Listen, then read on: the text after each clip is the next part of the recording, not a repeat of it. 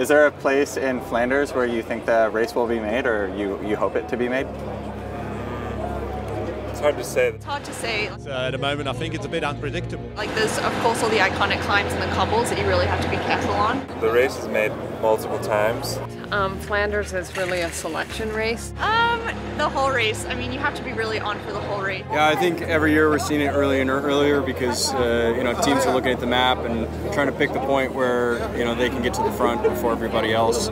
I think there's a bit of a trend to go earlier and earlier last years. Well, I mean, it's hard to predict any cycling race, but I imagine the last time up the Kwaremont, approaching the Paardenberg, that's similar, typically where the moves are made.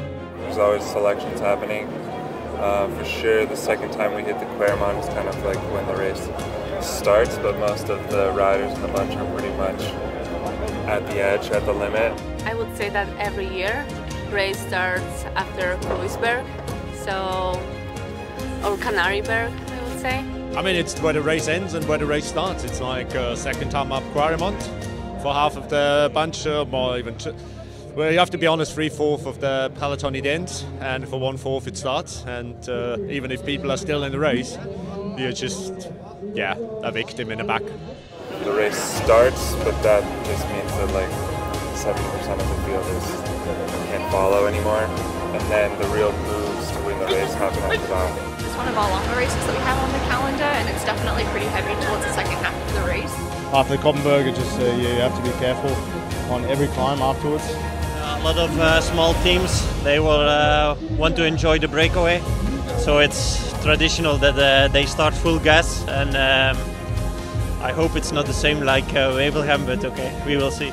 I think the biggest thing with Flanders is again and again you have to always be in front, so you're never chasing. But just making it to that point and not getting dropped when the start of the race begins is hard enough. Almost all of Flanders is pretty important. You just have to have your eyes up all the time because anything can happen in these races, and if it's wet and slippery and you get taken out by a crash, for me it's kind of like a constant on rather than like focusing on one specific point, It can happen at any moment. It can happen everywhere in the final, and it doesn't need to be on a climb. We will see what happens. It's pretty much really just like an elimination race. So for sure we've got to be there in the front to be able to fight.